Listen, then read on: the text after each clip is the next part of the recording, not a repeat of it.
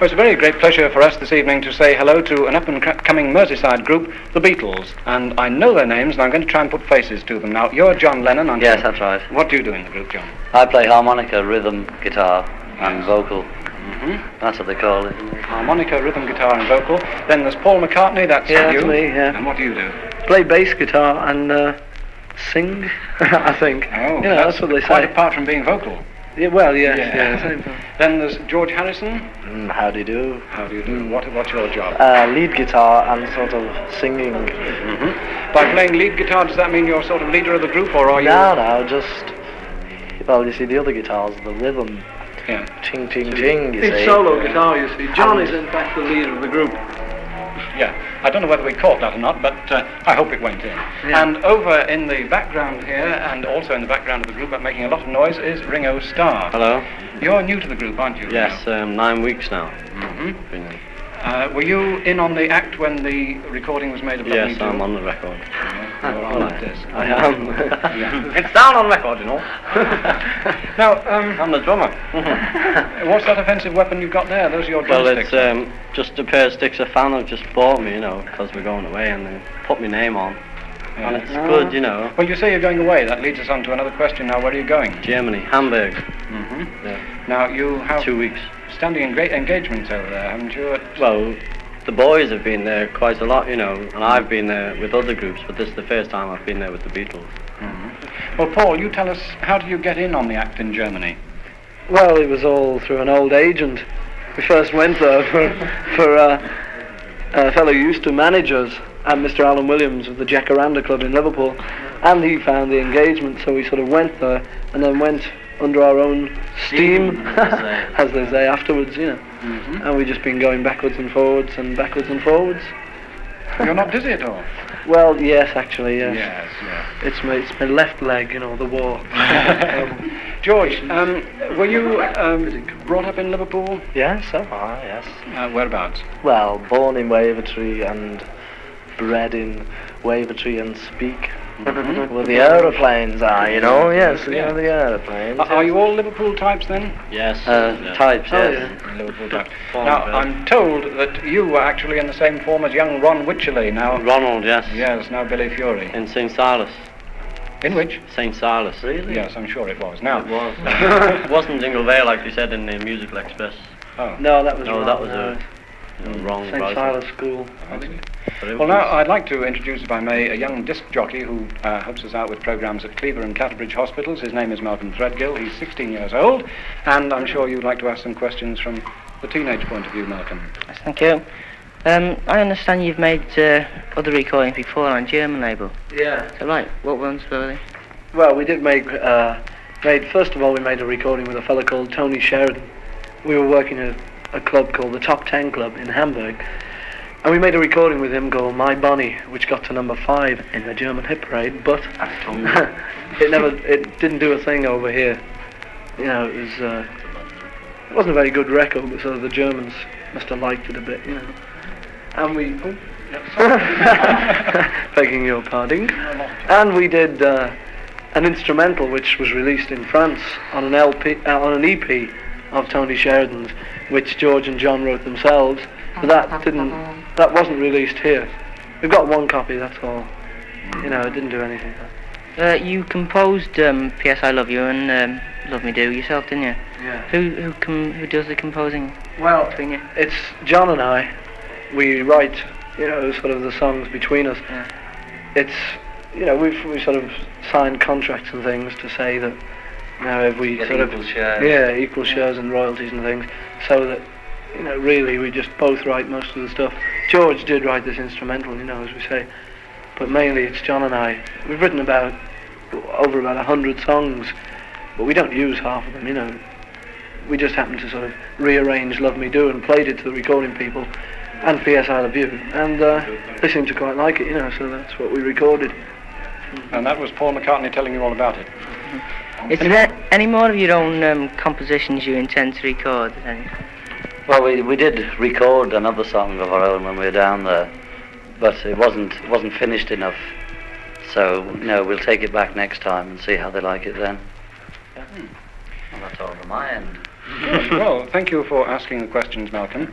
Now, but in closing, I would like to just ask you, we're recording this at Hume Hall, Port Sunlight. Did any of you...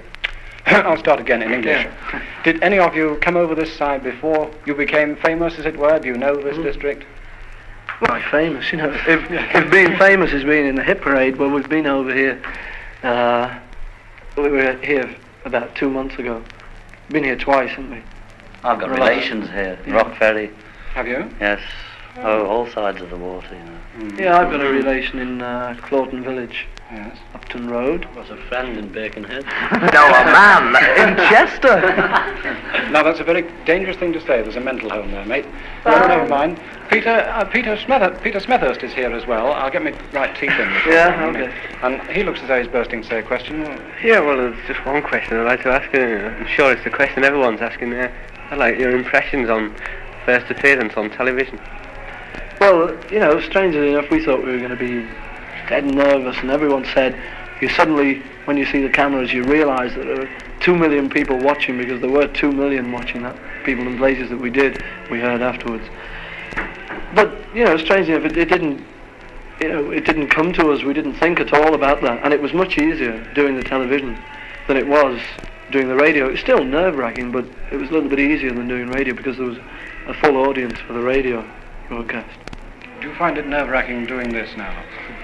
Anyway, we hope we've got a full audience in both hospitals, Clatterbridge and Cleaver. And over at Cleaver Hospital, a certain record on Parlophone, the top side has been requested for Eileen in Robert Koch ward from Maddie, and, strangely enough, for Maddie from Eileen in the same ward. So perhaps the Beatles themselves would like to tell them what it's going to be. Yeah, well, I think it's going to be Love Me Do. Yeah. 4949. Love Me Do. Quiet, folks. And I'm sure from them the answer is P.S. I love you. Yeah.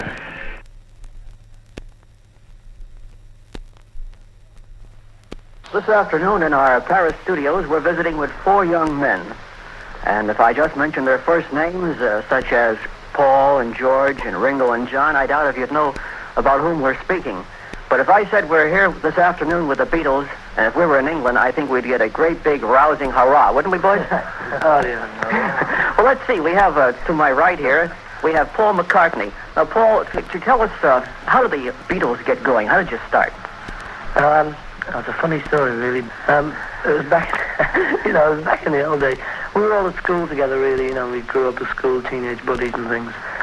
But, I don't know, it developed from there, really. Well, did you sing together around school? Yeah, we were. George and I were at school together, and John was at the school next door, and Ringo was at Butlins. And we just started playing guitars and things. And he went on from there, really, as far as I'm concerned. Well, let's ask a question here with George Harrison.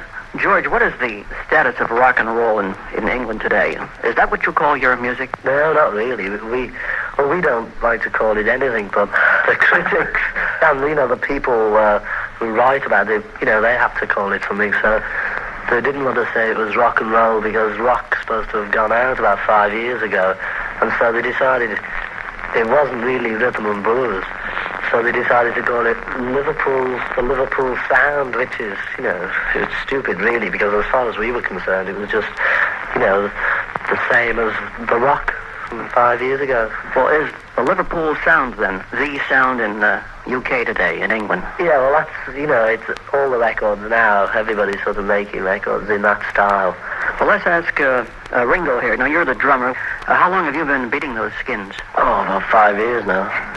I've been with the boys about 18 months now.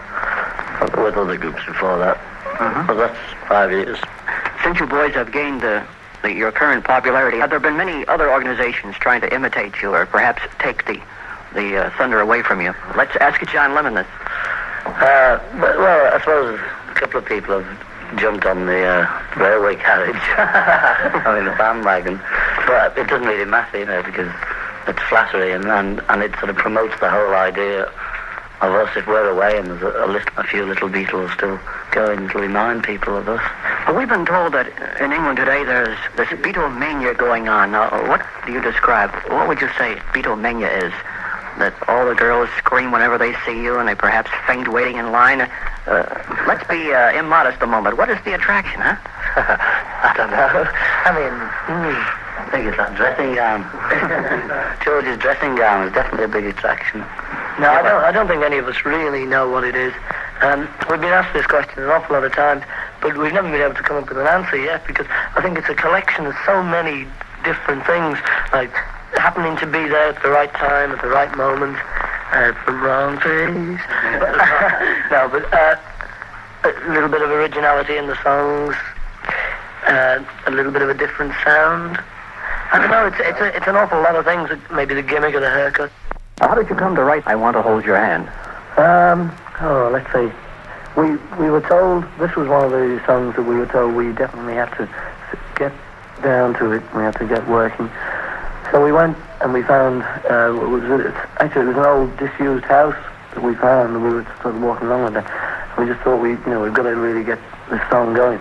So we got down in the basement of this disused house, and there was an old sort of piano there. It wasn't really disused, the house, there was some rooms to let. We found this old piano, and we started banging away there, and we stayed there.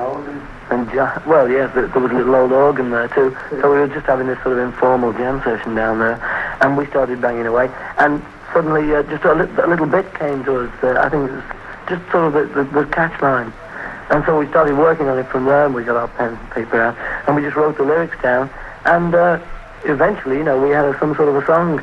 So we went back and we played it over to our recording manager, and he seemed to like it, so we recorded it the next day. I understand you boys write your own material? John and I write them. Well, how do you think of an idea? You get together regularly, or an idea pops in your mind, you say, let's sit down and do it? If an idea does pop in your mind, then you do sit down and say, let's do it, yeah. But if there's no ideas, and say we've been told we've got a recording date in about 2 days' time, then you have got to sit down and sort of slug it out. But you normally get, first of all, just a little idea, which doesn't seem bad. You go on, and then it builds up from there. So it varies every time, though, really. Well, I see our time is up, boys, and thank you very much, Beatles, for being our guest on AFM this afternoon on Weekend World. Now, this is one we used to do at the Cavern with the Beatles, and we used to have little groups of fans who used to give themselves little names. There used to be a group of fans called the Cement Mixers, with some other group called the Wooden Tops, and they just make up little names for themselves, being a little gang. And there was 2 girls called Chris and Val, and they used to say, sing Searchin', Paul. That used to be the big request from Chris and Val, sing Searchin'. So we always used to do this one. It used to be a big request, and it was a big favourite with the group. Brian Epstein. I started whilst I was in charge of the records division of a family concern of which I was and am still a director. We were asked, or I was asked, by a young boy for a ring boy, for a ring boy, for a records. And it always had been our policy in records to look after whatever request was made. And I followed up this inquiry. I didn't know anything about it. And it was only after a week or 2 that he told me that they were, in fact, a Liverpool group. I assumed, for some reason, that they were from Germany. Anyway, he told me that they were a Liverpool group and that they'd just, in fact, returned from Germany and that they were playing in a club called the Cavern, about 100 yards away from my office, and I arranged to go down there, and I saw them one midday session, which is and at the time it was a pretty much of an eye-opener to go down into this darkened, dank, smoky cellar in the middle of the day and to see crowds and crowds of kids watching these 4 young men on stage. They were sort of rather scruffily dressed in the nicest possible way, or I should say in the most attractive way. Black leather jackets and jeans, long hair of course, and rather untidy stage presentation, not terribly aware and not caring very much what they looked like. My best playing days were at the Cavern, lunchtime sessions. Those to me were like the best playing days ever I had, where we just go on stage with a cheese roll and a Coke and a ciggy, and a few requests, you know, and you just sing them in between eating your cheese roll, you know, and no one minded, and it was cool, and you enjoyed it, and then you went afterwards and had a drink. You know, and that was great to me. I felt like we really got something going in that place, in the Cavern. I mean, we really got a rapport we never got again with an audience at that place. Well, I've been playing with groups now since about 1960, you know, just playing, getting money, you know, working. And I met the Beatles in Germany when I was there with another group, and we used to have to work 12 hours between the two groups, you know, and we got to know each other pretty well. And we all came back to England, and their drummer was sick, so they asked me would I sit in, you know, just for a day or so till he got better. And I said yeah, and then I did that, and then I went with another group again, you know, and they got him back. And then he was sick again, and they came and asked me, you know. So every time he was sick, they just used to come and ask me to sit in, which I used to love it, you know, because they were a much better group than the one I was with. And then we had this job at a holiday camp in England where, you know, you play for 3 months, which is supposed to be the season, but there's never very much sun. And Brian Epstein phoned me up and said, would you like to join the Beatles, you know? He said, well, he phoned me up on a Tuesday and said, would you join the Beatles? I said, yeah. He said, well, can you get home tonight? And I said, I can't leave the other group just like that, you know. Must give a bit of notice. So I said, I'll be there Saturday. And then I arrived Saturday. We had about 2 hours rehearsal, and then we played that night, and we've been playing ever since. This was in August 1962. This was one thing about George Martin. Talking to him nowadays, I can get the background story from his point of view, which we never knew then. It turned out that they tended to throw him stuff nobody else really wanted. He got all this sort of comedy, and he was a little bit the light end of the record label he was on. So with us, I think we'd just been steered his way because no one else would have us. And he thought there was something quite interesting there, but he didn't really like our early songs. He was right too, you know, Love Me Do but he let us make it as a record. But at first he suggested some real songs written by real songwriters, you know, the people who were working professionally in Charing Cross, down Charing Cross, and Timpan Alley people. And he brought a song called How Do You Do It, which was later a hit for Jerry and the Pacemakers. And George had a big thing about this song, and he said, it's going to be a hit, so it's just a question of whether you want to do it or not. And we said, we really don't want to do this song. He said, well, but just try it. You know? So we went away and rehearsed it and did a demo of it, which is quite good, actually. You know, if you hear it now, it's not that bad. But we just said, no, we've really got a feeling, you know, we don't want to use other people's stuff. We really want to try and write our own stuff. So after much hooing and hawing, he let us do our own record, which was a minor hit. I think it got in the top 20. So that was really the big start of it all. Right. And then George got us a bit more together after that, and we began to write a bit better stuff. I think if you work it out, sometimes we used to play about an 8-hour day. We'd actually play 8 hours. But at the time, it wasted us and totally kind of wrecked us. I remember getting home to England, my dad really thought I was half dead, you know, must look like a skeleton. But I hadn't noticed the change. I was just having such a ball, you know, staying up late and everything and all that for a young kid. In Hamburg, when we first arrived, we were, you know, a very green bunch. And there was the manager, or they called him the Geschäftsführer, over there, and he was a fellow called Willy. And he used to say to us, Max Schau, make show, so do something. We used to just stand there and go through the tunes. We'd been enough in Liverpool. But in Hamburg, the thing we had to do was people would come to the door of the club, they'd just poke their head in and sort of look at the beer prices, and then they'd see a band vaguely there, so we'd have to go, woo-hee, hey, and look at us, you know, come on in. And so it was really good for us, actually, good training, pulling power. So immediately anyone appeared and put their head around the door, we'd Max Schau.